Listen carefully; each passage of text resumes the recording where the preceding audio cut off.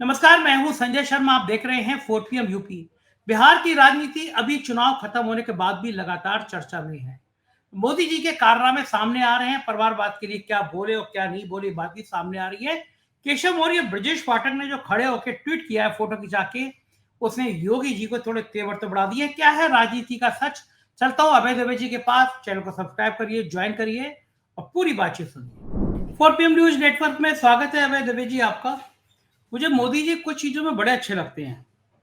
पूरे बिहार के चुनाव में परिवारवाद परिवारवाद परिवारवाद का रोना रोते रहे। और जब बीजेपी और जेडीयू के शपथ ग्रहण हुआ तो उसमें बहुत बढ़िया काम किया उन्होंने कि उपेंद्र कुशवाहा के बेटे दीपक प्रकाश ने मंत्री पद की शपथ ली। दीपक ना विधायक हैं और ना एमएलसी हैं। उपेंद्र जी ने चुनाव में अपनी पत्नी को टिकट दिया तो विधायक बन गए हैं। पार्टी में 4 अन्य विधायक भी हैं। उपेंद्र राज्यसभा के सदस्य हैं। पति सदस्य राज्यसभा, पत्नी विधायक और बेटा ना एमएलए ना एमएलसी मंत्री। कितना कितना जबरदस्त त्याग है मोदी जी का परिवारवाद के खिलाफ। क्या लगता है कि जनता को आरती करना चाहिए, महिमा मंडन करना चाहिए, फूल माला चढ़ाना चाहिए कि महाराज इतना बढ़िया जो करते हो वही, जो कहते हो वही करते हो, तुमसे आदर्श आदमी कौन हो सकता है देश में? क्या लगता है आपको?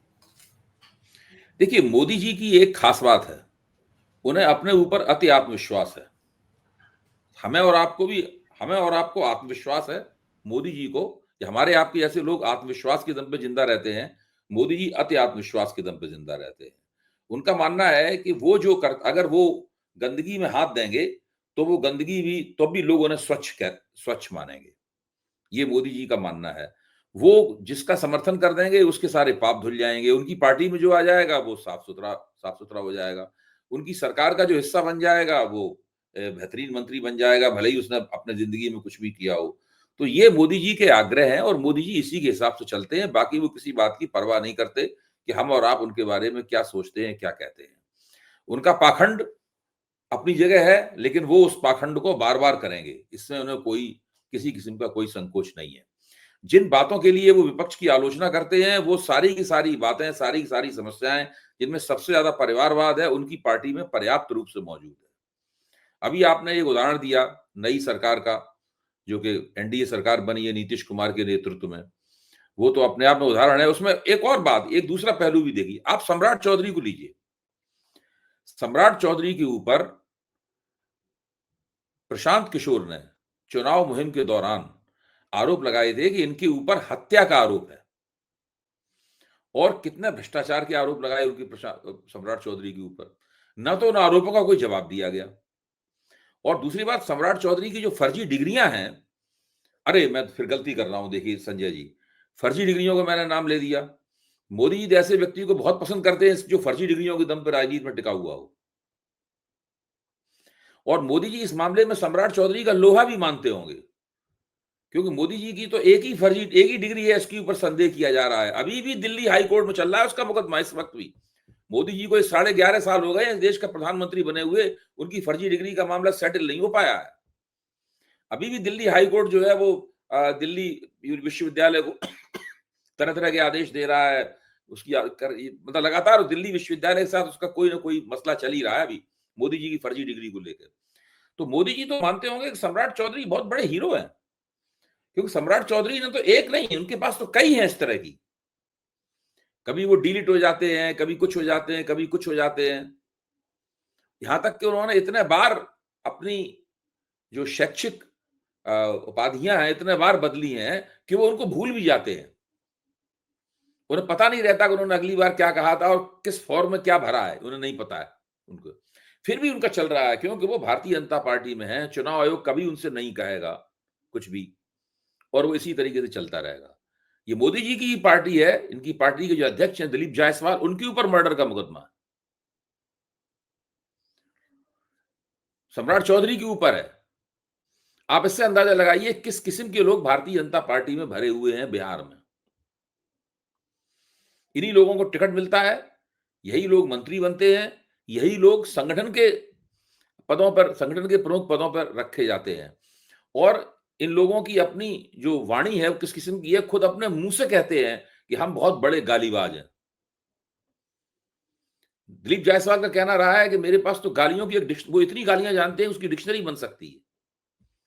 सम्राट चौधरी कहा है कि जिस दिन वो उप मुख्यमंत्री कि वो उन्होंने एक जो विपक्ष का नेता था उसको इतनी उन्होंने गाली दी उप मुख्यमंत्री के तौर पर कि पूरा प्रदेश में ही उनका नाम हो गया इस काम के लिए। वो गर्व से खुद अपने भाषण में कहते हैं। ऐसे लोगों की सरकार है ये। तो मोदी जी ने चुन चुन कर रखे हैं सितारे जो उनके अपने किरदार से मैच करते हैं।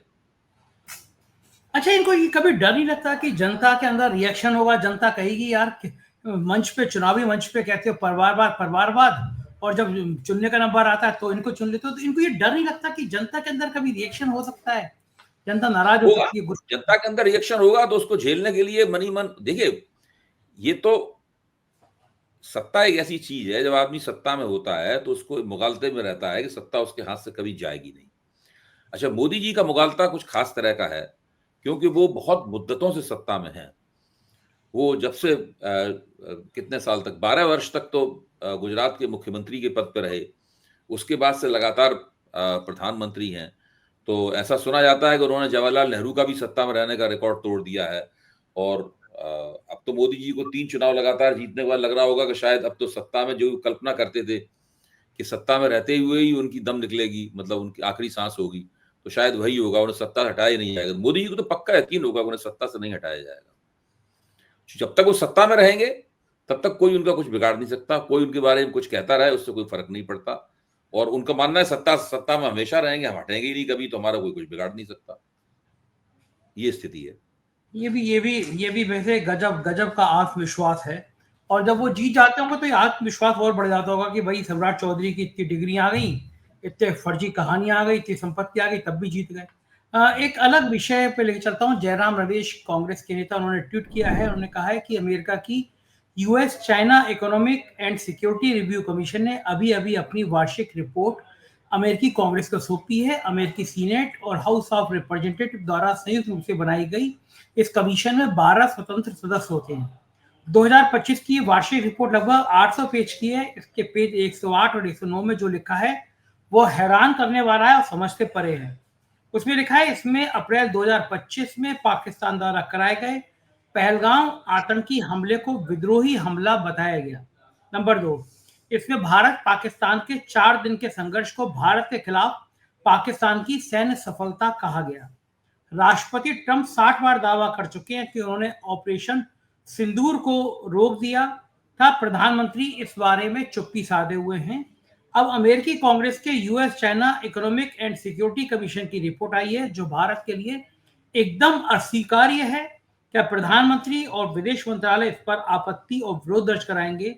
हमारी कूटनीति को एक बहुत गंभीर झटका लगा है। ये एक सच में एक शर्मनाक रिपोर्ट आई है। इसमें कहा गया कि पाकिस्तान जीत गया हमसे ऑपरेशन सिंदूर में 4 दिन में। और फिर उसके रिपोर्ट के बाद 61वीं बार ट्रंप ने कह दिया कि युद्ध तो मैंने रुकवाया था। एक बार भी भारत के प्रधानमंत्री ने यह नहीं कहा कि ट्रंप को फोन करके कि भाई झूठ बोलने की लिमिट होती है, तुम तो मुझसे भी बड़े झूठे हो, मैं फेंकता हूं तो मुझसे बड़े फेंकते हो, कि तुमने नहीं रुकवाया था। ये ऐसा अमेरिका क्यों लगातार एक के बाद एक कर रहा है, कि कारण क्या क्या लगता है आपको? देखिए, जहां तक डोनाल्ड ट्रंप का सवाल है, मेरा ख्याल है डोनाल्ड ट्रंप गलत नहीं कह रहे। युद्ध उन्होंने ही रुकवाया है। बस फर्क यह है कि उन्होंने इस बात को कह दिया और उन्होंने इसको बार बार कहा और भारत उसका खंडन भी नहीं कर पाया। केवल भारत ने विदेश नीति, अपनी जो नीति है उसके आधार पर यह कहा कि भाई इसमें किसी तीसरे पक्ष की मौजूदगी हम लोग नहीं चाहते हैं वगैरह वगैरह, मतलब ये मल्टीलेटरल नहीं है। लेकिन मेरा तो मानना यह है कि युद्ध तो डोनाल्ड ट्रंप ने ही रुकवाया है, क्योंकि भारत को छोड़ के दुनिया में कौन सा ऐसा देश है जो इस बात को नहीं मानता कि डोनाल्ड ट्रंप ने युद्ध रुकवाया है। आप भारतीय विदेश मंत्रालय के दावे पे भरोसा करना चाहें कर लें, मैं भी आपके साथ कर लूंगा, लेकिन भारत के अलावा एक किसी देश का नाम बता दीजिए जो ये कहे कि ये युद्ध डोनाल्ड ट्रंप ने नहीं रुकवाया है। किसी का भी बता दीजिए नाम। सब लोग यही कहते हैं, सब लोग यही कह रहे हैं। और भारत ने मोदी जी की उसके बाद में डोनाल्ड ट्रंप से मुलाकात भी हो चुकी है, और मुलाकात ना भी होती तब भी उसका खंडन किया जा सकता, उसका कोई खंडन आज तक नहीं होगा। डोनाल्ड ट्रंप की बात का उनके नाम से, उनके मुंह पे मोदी जी मिले थे उनसे, तब भी उसका खंडन कर सकते थे, या फोन करके भी उनसे कह सकते थे कि mister president this is not done, ये नहीं हो, ये नहीं हो। लेकिन ऐसा मोदी जी ने नहीं किया। जहां तक इस आयोग की जो रिपोर्ट है इसका आपने जिक्र किया है, इसमें तो जख्मों के ऊपर नमक मिर्च लगा के उसके ऊपर नींबू भी निचोड़ दिया गया है। इसमें कहा गया है कि पहलगाम में जो हमला हुआ था वो विद्रोही हमला था। आप सोचिए, यानी जो हत्यारे आतंकवादी थे उनको एक सम्मानजनक नाम दिया गया है। इसका मतलब हुआ कि जो आतंकवादी जो भारत सरकार कहती है कि पहलगाम के आतंकवादी मारे गए, वो आतंकवादी इस रिपोर्ट के मुताबिक शहीद हैं। अच्छा, अब सवाल यह है कि जयराम रमेश ने ये कहा है कि ये बहुत शर्मनाक वगैरह है, लेकिन मोदी जी इस बात को माने तब ना, भारत सरकार माने तब ना शर्मनाक है। जयराम रमेश को जब इस रिपोर्ट के बारे में पता चला है, क्या इससे पहले भारत के विदेश मंत्रालय को इस रिपोर्ट के बारे में नहीं पता लगा होगा? और मोदी जी तो शंघाई सहयोग कारपोरेशन के सदस्य हैं, अभी वहां की मीटिंग में गए थे, सबके सब सारे भारत विरोधी राष्ट्राध्यक्षों के साथ लाइन में खड़े होकर मोदी जी ने तस्वीर खिंचाई। उसमें तुर्की के नेता भी थे, उसमें पाकिस्तान के नेता भी थे, उसमें चीन के नेता भी थे। चीन, पाकिस्तान और तुर्की तीनों लड़ रहे थे भारत से। भारत के खिलाफ जो भेजे जा रहे थे, ड्रोन भेजे जा रहे थे, वो तुर्की के बनाए हुए थे। जो पूरा एयर डिफेंस सिस्टम था वो चीन का बनाया हुआ था, और पाकिस्तान उनका इस्तेमाल कर रहा था भारत के खिलाफ। उन्हीं के नेताओं के साथ लाइन में खड़े करके मोदी जी ने तस्वीर खिंचाई शंघाई सहयोग कारपोरेशन में। और उसके बाद जब वो वहां से चले आए उनकी परेड में शामिल हुए बिना, तो चीन नाराज हो गया और भारत को चिकोटी काटते हुए उसने पाकिस्तान को, जो अपना आतंकवाद विरोधी उनकी जो कमेटी थी, उस कमेटी का पाकिस्तान को सभापति बना दिया उसने।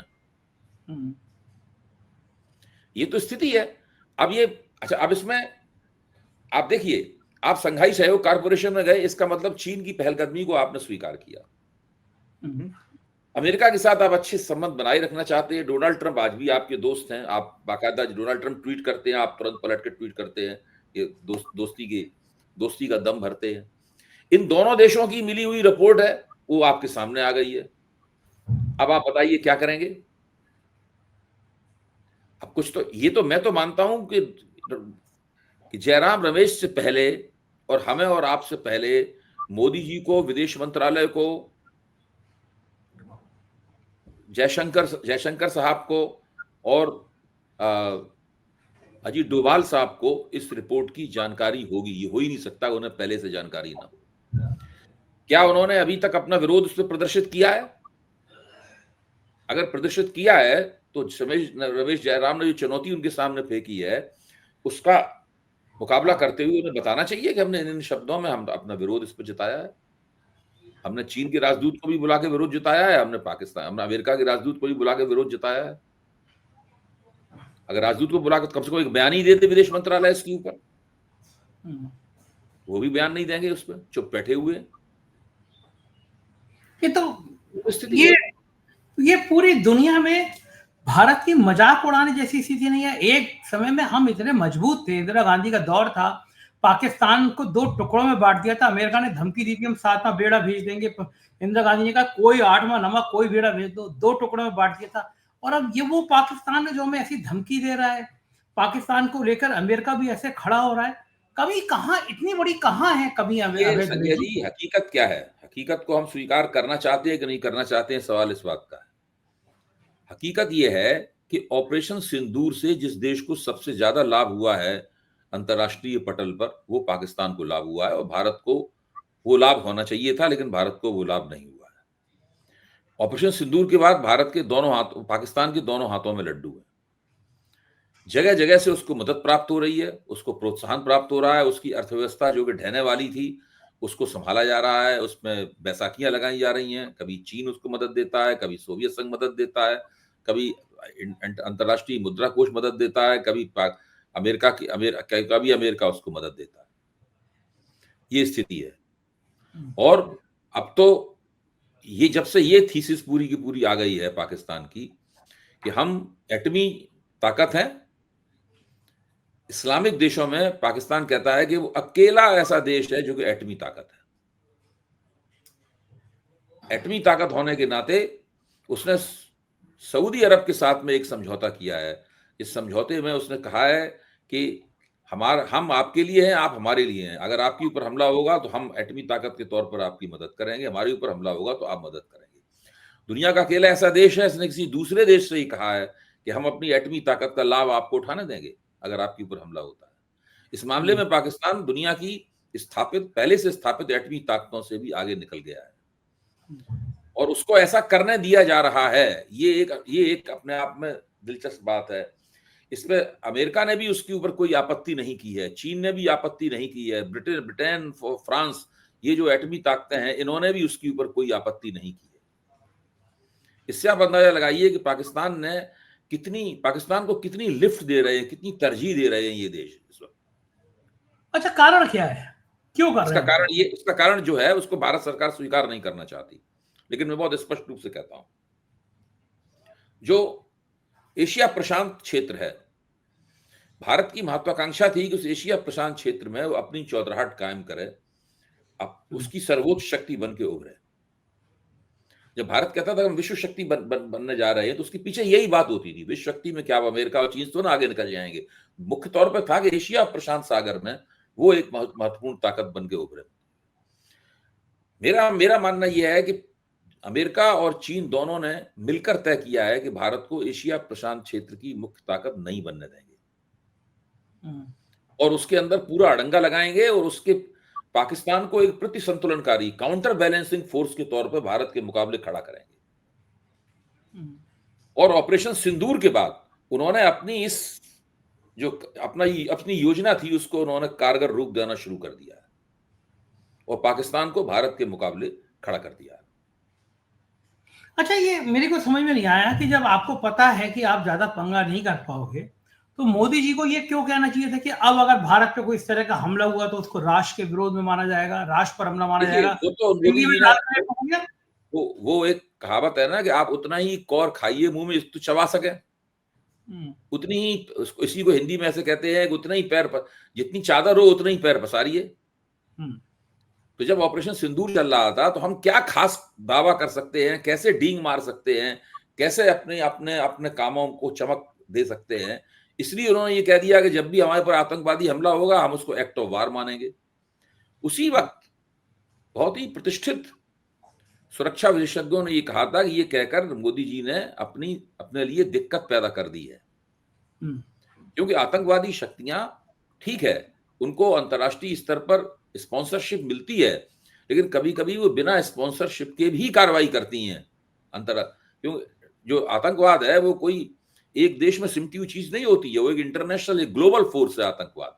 और इस्लामिक आतंकवाद खासतौर से एक ग्लोबल फोर्स है। तो मान लीजिए किसी ऐसे आतंकवादी संगठन ने कोई भारत के खिलाफ कार्रवाई कर दी जो उसको पाकिस्तान स्पॉन्सर नहीं कर रहा है और कोई देश स्पॉन्सर नहीं कर रहा है, तब फिर आप कैसे उस समस्या से बचेंगे? आप तो उसे एक्ट ऑफ वार मानेंगे। अब जैसे कि दिल्ली में धमाका हुआ, कितने लोग मारे गए, एक white collar acting terrorist module जो है वो पकड़ा गया पूरा। आप जरा सोचिए इस बात के ऊपर, सरकार नहीं कह रही है कि ये पाकिस्तान ने करवाया है, पहली बार नहीं कह रही है। सरकार के जितने भी अंपू चंपू हैं जो टीवी पे काम करते हैं वो भी नहीं कह रहे हैं इस बात को,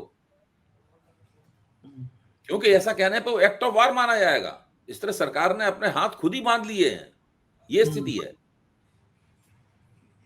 अच्छा, संघ जो बहुत बड़ा ज्यादा राष्ट्रवाद की बातें करता है, बड़ी बड़ी, संघ को नहीं दिख रहा होगा कि कितनी बेइज्जती हो रही है देश की, इसमें कुछ बोले वो हस्तक्षेप करे।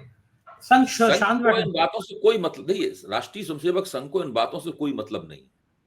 राष्ट्रीय स्वयंसेवक संघ का उद्देश्य यह है कि राष्ट्र सत्ता पर किसी तरीके से कब्जा रहना चाहिए ताकि वो अपने मनमाने तरीके से जो चाहे कर सके। अब जैसे अभी मोहन भागवत ने ऐलान कर दिया कि भारत को हिंदू राष्ट्र घोषित करने की आवश्यकता नहीं है, क्योंकि वो पहले से ही हिंदू राष्ट्र है और जो मुसलमान ईसाई इस बात को मानते हैं वो भी हिंदू है। अब इस तरह के फिक्रेबाजी की आजादी उनको मिली हुई है। अगर सत्ता नहीं रहेगी पास में तो इस तरह की फिक्रेबाजी होगी तो उसके खिलाफ कार्रवाई होगी। क्योंकि उनके पास हाथ में सत्ता है इसलिए वो जो चाहे वो कर सकते हैं। उनकी शाखाओं का पूरी तरीके से विकास हो रहा है, संघ ने बहुत बड़ी-बड़ी संपत्तियां हासिल कर ली हैं, बड़े-बड़े भव्य, पहले छोटे-छोटे कमरों में इनके ऑफिस चला करते थे, साधारण 2 बेडरूम किराए के 2 बेडरूम हाउसेस में, फ्लैट में इनके ऑफिस चला करते थे संगठनों के। अब बड़ी-बड़ी भव्य बिल्डिंगें इनको मिल चुकी हैं, बहुत। उनका संघ का दफ्तर देखिए आप, राउज एवेन्यू, पहले राउज एवेन्यू कहते थे, अब दीनदयाल उपाध्याय मार्ग है, आप उस पे जाके दफ्तर देखिए, मैंने देखा है इसलिए मैं जानता हूं कितना शानदार दफ्तर है। कभी इन्होंने कल्पना भी नहीं की थी कि इस तरह के दफ्तर इनके पास होंगे। तो संघ के पुराने समर्थक भी कहते हैं कि मोदी जी ने इनको बहुत मलाई खिलाई है, इतनी मलाई खिलाई है कि सबके चेहरे पे, भाई साहब लोग कहते हैं प्रचारकों को, यहाँ पे उनके चेहरे पे आ गई है काफी चमक। इसलिए मोदी जी का एक सीमा के ऊपर ये विरोध नहीं कर सकते। बात तो सही है। अच्छा, मोहन भागवत को डर लगता होगा कि अगर बाय द वे सरकार बदल गई तो वो जो इतने सारे कमांडो लेके चलते हैं, कोई सोच सकता था कि संघ का प्रमुख इतने कमांडो लेके चलेगा कभी? बड़ा सिंपल हुआ देखिए, सब चीजें इनकी छिन जाएंगी, सब चीजें छिन जाएंगी, जितनी भी इनकी नक्शेबाजी है, सारी नक्शेबाजी खत्म हो जाएगी। देखिए, मोदी जी एक ऐसे प्रधानमंत्री हैं, जिस दिन उनके पास से सत्ता गई उस दिन उनका जितना भी सम्मान है तुरंत जीरो में बदल जाएगा, जबकि ऐसा नहीं होता है। जो प्रधानमंत्री होता है, प्रधानमंत्री पद पे होता है, प्रधानमंत्री न रहने पर भी उसको पूर्व प्रधानमंत्री के तौर पर सम्मान मिलता है।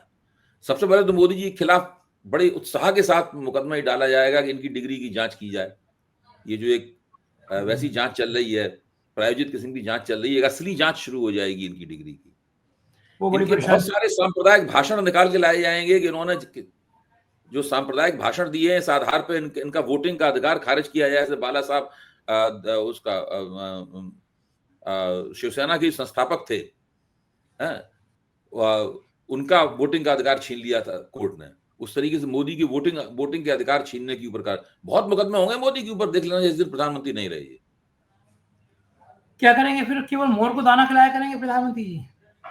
तब मोर इनके पास नहीं आएगा दाना खाने के लिए। ये अच्छी बात है। मोर भी कहते हैं टाटा बाय बाय। मोर जो प्रधानमंत्री होगा उसके पास जाएगा। हाँ, ये सही है। जैसे आजकल जो चुनाव आयुक्त होते हैं, वो जो उसी के पास जाते हैं जिनके आगे पूंछ हिलानी होती है, वही हाल हो जाएगा इनका। बहुत शुक्रिया अभय जी, आपने बातचीत की। ये तो अभय जी, पूरी बातचीत आपने सुनी, कैसी लगी बातचीत बताइएगा जरूर। शुक्रिया, थैंक यू।